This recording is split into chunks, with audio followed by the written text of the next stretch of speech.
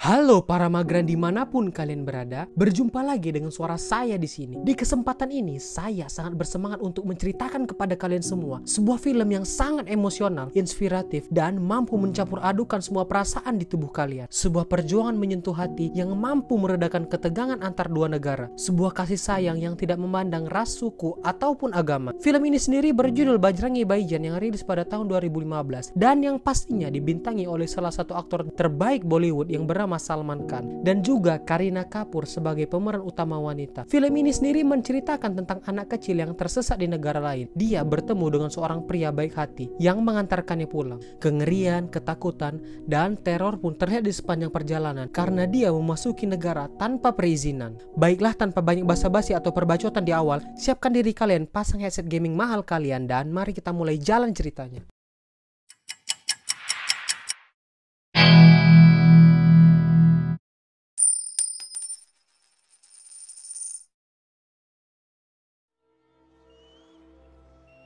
Film ini diawali dengan memperlihatkan anak kecil yang lucu dan imut bernama Shahida. Shahida dan keluarganya sendiri tinggal di pegunungan yang berada di Pakistan. Saat ia sedang bermain bersama kambingnya, ayahnya pun menyuruhnya pulang karena hari sudah mulai gelap. Seperti anak-anak pada umumnya, dia pun berlari, namun naas baginya, dia pun terguling dan terjatuh dari bukit.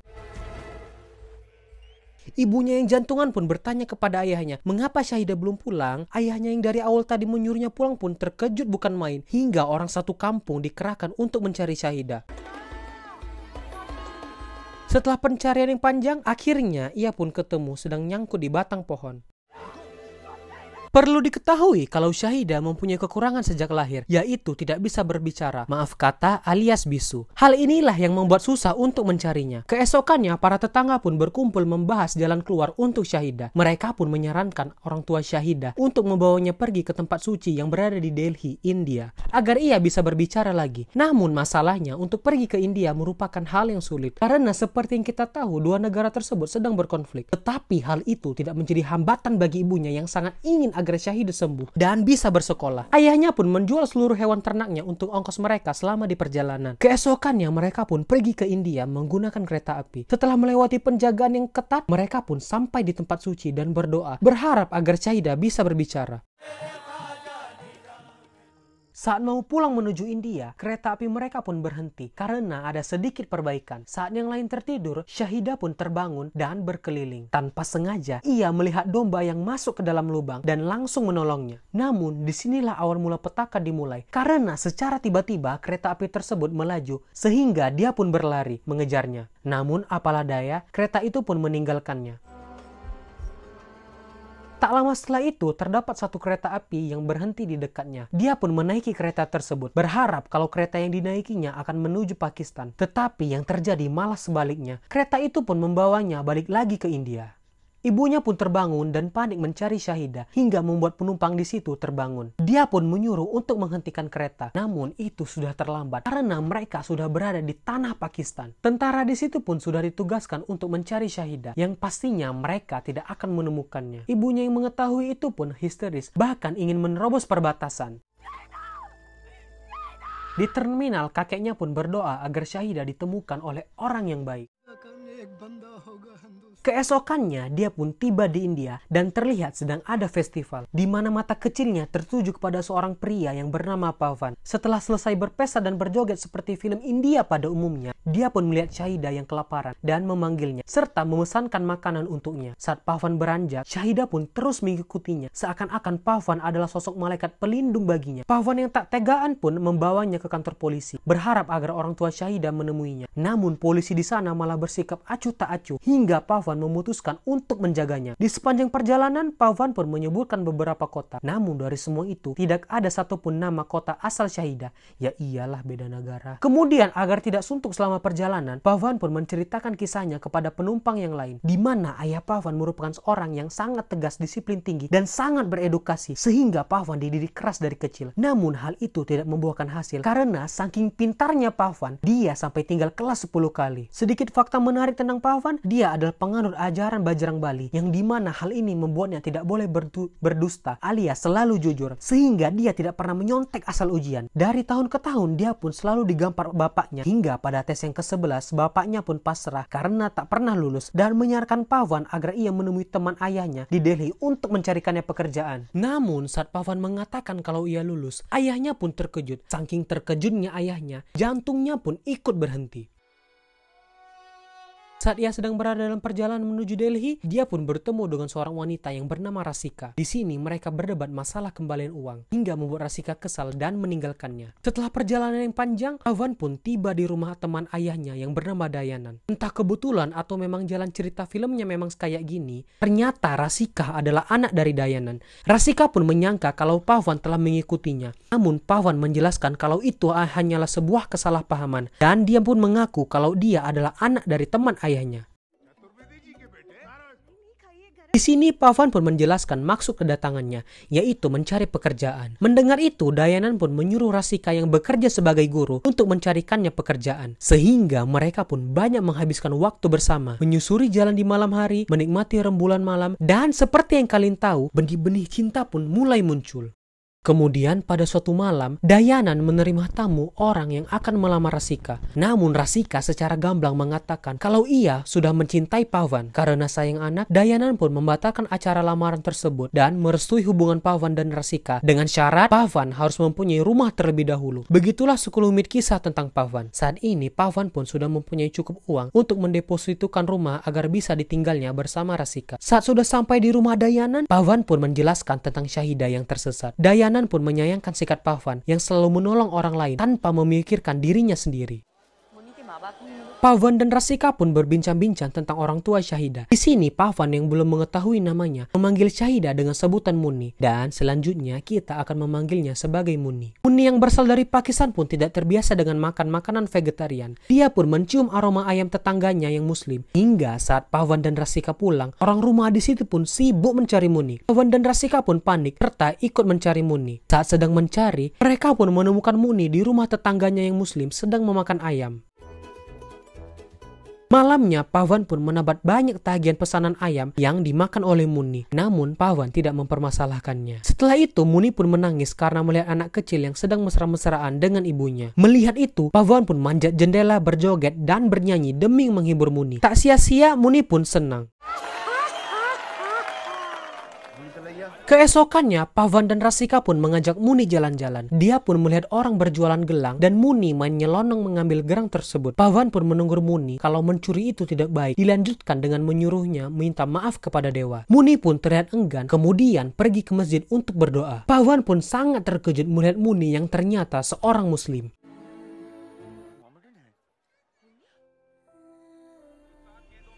Kemudian pada malamnya, tempat asal Muni pun terungkap, di mana saat mereka sedang menonton pertandingan kriket antara negara Pakistan dan India. Tentunya mereka pasti mendukung negaranya, yaitu India. Di pertandingan tersebut, Pakistan lebih unggul dan memenangkan pertandingan, sehingga membuat yang lain kesal. Di saat yang lain kesal, Muni malah senang sambil bertepuk tangan, hingga membuat yang lain bingung. Ditambah dengan mencium bendera Pakistan di TV. Akhirnya diketahuilah kalau Muni ternyata berasal dari negeri seribu cahaya tersebut.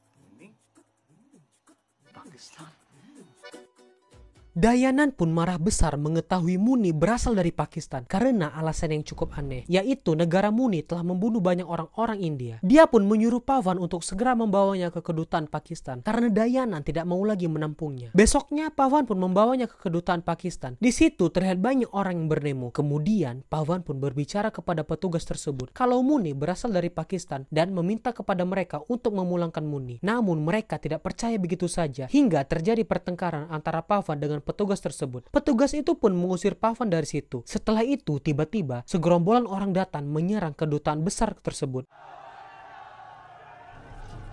Akibatnya kedutaan tersebut pun ditutup dan pelayanan visa ditunda selama sebulan. Dayanan pun marah besar kepada Pavan dan menyuruhnya untuk membawa Muni ke agen travel perjalanan kenalannya. Pavan dan Muni pun mendatangi agen perjalanan tersebut. Namun agen perjalanan tersebut juga tidak bisa membuatkan izin masuk negara atau visa untuk mereka. Karena membuat visa untuk pergi ke Pakistan merupakan merupakan hal yang sulit mengingat konflik antar dua negara tersebut. Saat Pawan ingin pergi, agen perjalanan itu menawarkan kalau Muni bisa masuk ke Pakistan tanpa paspor maupun visa, tetapi melalui perbatasan. Karena agen perjalanan tersebut mengenal beberapa kenalan yang bisa membantu Muni, tetapi Pawan harus mengeluarkan uang sebesar 1,5 lakh atau setara dengan 150.000 rupiah India. Malamnya, dia pun mendatangi agen perjalanan tersebut untuk mengantar Muni. Namun Muni tak ingin pergi dan memohon kepada Pawan agar ia tetap tinggal. Tetapi Pawan dengan berhati pun meninggalkan Muni sambil menangis. Di tengah jalan, dia pun melihat gelang favorit Muni dan membelikannya. Saat ingin memberikannya kepada Muni, toko agen perjalanan itu pun sudah tutup. Dari kejauhan, ia melihat Muni dan mengejarnya. Alangkah terkejutnya ia saat Muni dibawa ke hotel tempat wanita pompa. Merasa ada yang tak beres, dia pun membuka satu persatu untuk mencari Muni. Setelah itu, didapatilah kalau Muni hendak dijadikan wanita yang gak beres. Melihat itu, Pawan yang terkenal dengan orang yang baik, penyabar, murah senyum, penolong, berubah menjadi sesosok pria yang seakan-akan ingin menerjang badai. Aliran darahnya menjadi tinggi, kontraksi ototnya menguat, dan tebak dia menghajar serta melempar orang-orang di situ seperti bola kriket. Tak lupa dia pun juga menghajar agen perjalanan tersebut.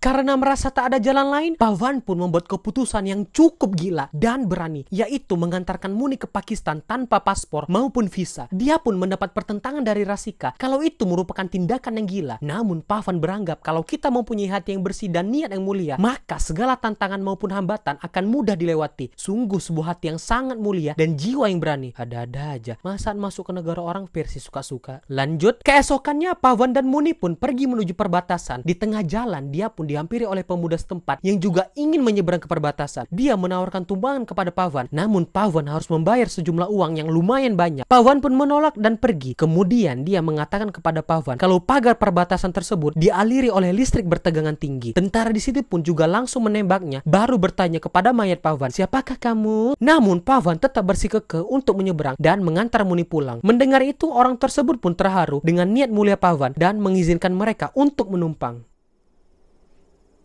Malamnya, mereka pun sampai di perbatasan. Ternyata orang itu mengetahui terowongan rahasia bawah tanah yang menghubungkan kedua negara tersebut.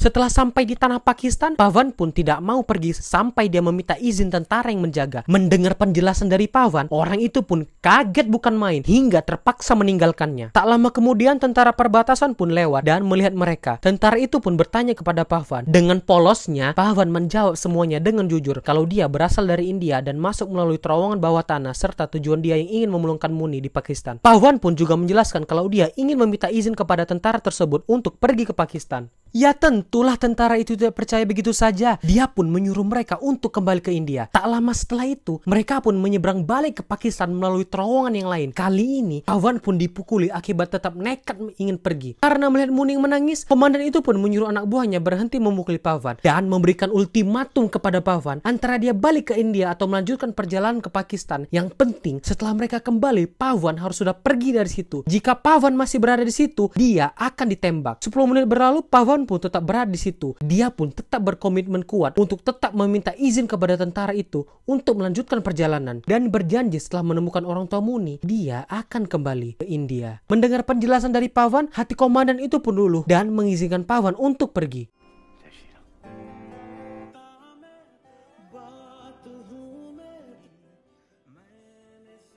Setelah menghabiskan malam dan siang serta diterpa kencangnya angin di padang pasir, mereka pun sampai di kota dan memutuskan untuk istirahat. Saat sedang makan siang, di kedai terlihat beberapa polisi sehingga Pawan menyuruh Syahida untuk bergegas. Saat mereka sudah pergi, para polisi tadi pun mengejar mereka karena telah mengambil borgol milik polisi. Pawan pun bingung karena tidak merasa mencuri borgol tersebut dan mempersilahkan untuk menggeledahnya. Saat menggeledah tas Muni, ternyata Munilah yang mengambil borgol tersebut karena dia mengira kalau itu adalah gelang. Akibatnya, Pawan pun terkena tamparan maut dari polisi.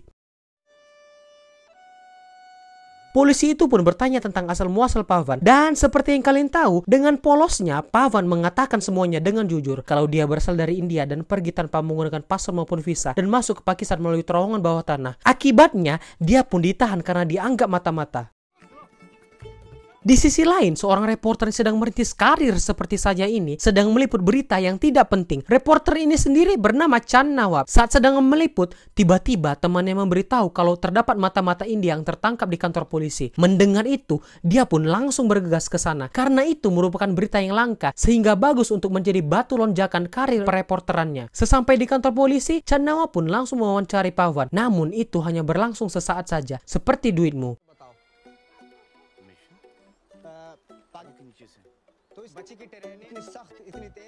Berkali-kali polisi bertanya kepada Pawan tentang tujuannya ke Pakistan. Berkali-kali pula Pawan menjawab kalau tujuannya adalah mengantar Muni pulang. Kemudian Muni melihat gambar bukit di kalender yang mirip seperti rumahnya dan memberitahu itu kepada Pawan. Polisi itu pun bertanya mengapa Muni tidak bisa berbicara sambil memegang mulutnya. Melihat itu, Pawan pun marah dan menghajar polisi tersebut, kemudian cabut.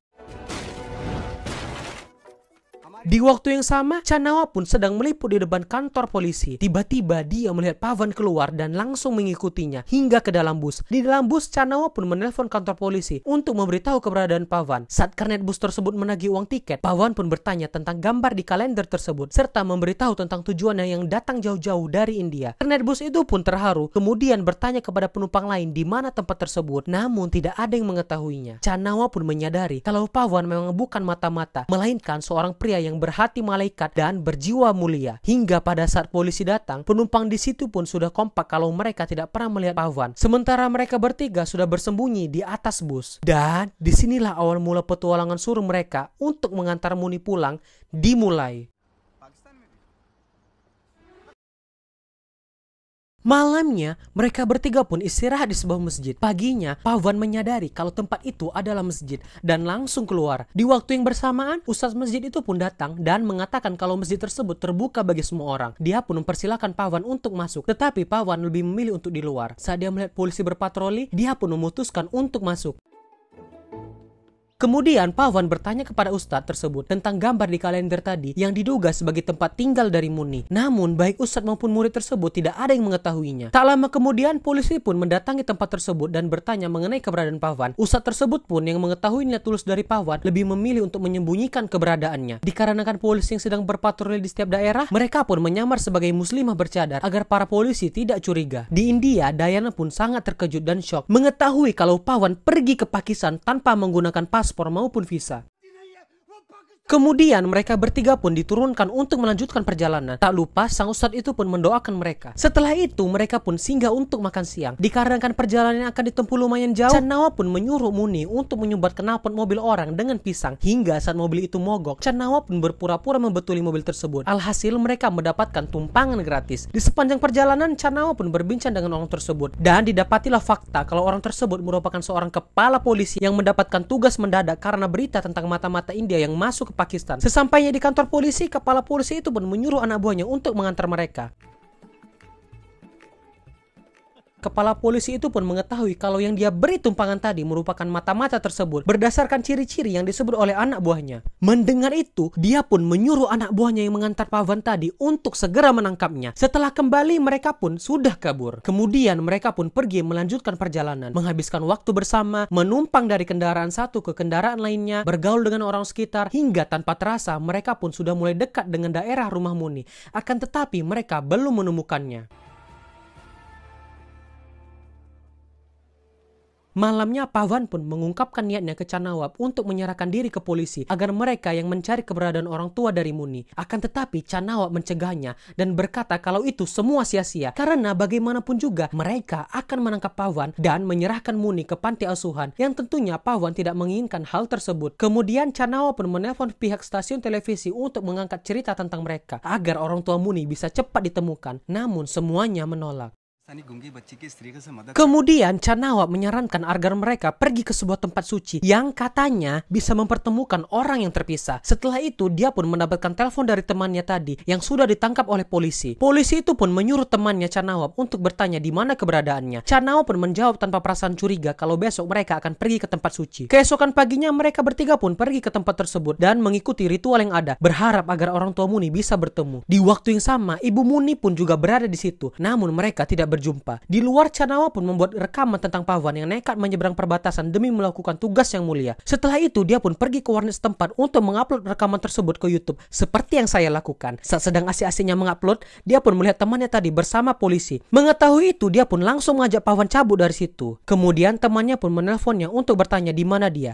Chanawa pun menjawab kalau mereka pergi ke tempat lain, sehingga polisi pun cabut dari situ.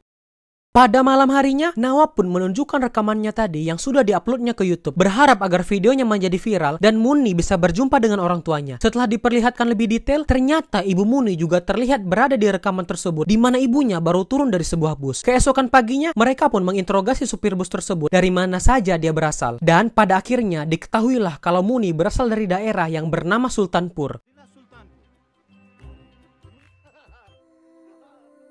Di sisi lain, video yang diunggah Nawab ke YouTube pun dilihat oleh polisi, dan kepala polisi itu pun memerintahkan agar jalan akses ke pedesaan dijaga oleh polisi. Hingga pada saat mereka ingin pergi ke desa Muni, jalan tersebut pun ditutup oleh polisi, dan polisi memeriksa satu persatu penumpang di setiap bus. Pawan pun menyuruh Chan Nawab agar tetap mengantar Muni, sementara dia akan menunjukkan dirinya ke polisi untuk mengelabui mereka. Pawan pun kejar-kejaran dengan polisi, sementara Muni berhasil bertemu kembali dengan orang tuanya. Misi pun terpenuhi.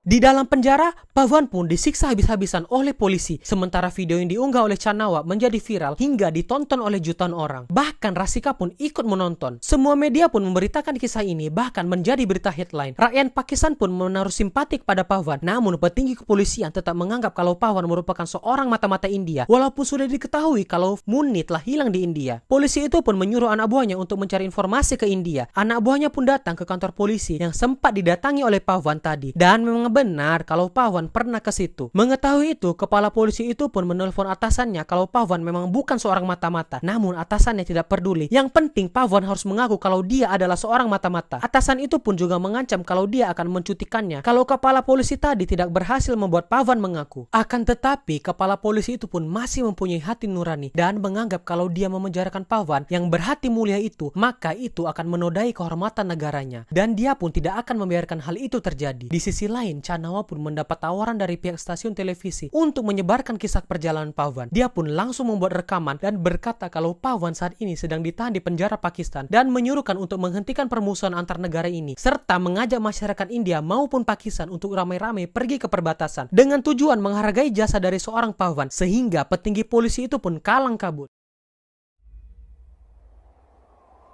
Keesokan paginya, di tengah pegunungan yang bersalju, masyarakat dari kedua negara pun ramai-ramai pergi ke perbatasan. Chan Nawab pun bertemu kembali dengan Pawan yang sudah babak belur, menyampaikan kalau Muni sudah bertemu dengan orang tuanya. Di sini, Pawan mengetahui kalau namanya adalah Syahida. Tentunya, Pawan pun senang mendengar kabar ini.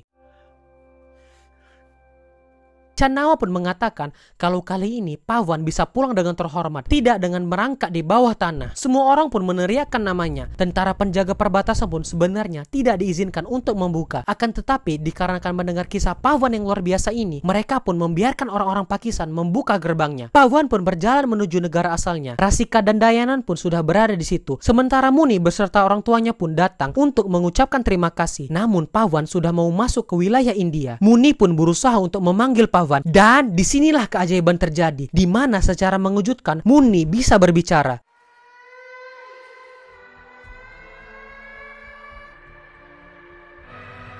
Mendengar itu, Pawan pun berlari menuju arahnya. Begitu juga Muni alias Syahidah. Inilah sebuah kisah inspiratif di mana sebuah kebaikan bisa menjadi keajaiban serta tidak memandang ras, agama maupun wilayah, yang pastinya perbuatan ini akan dikenang selamanya serta menjadi pembelajaran buat kita semua. Tamat.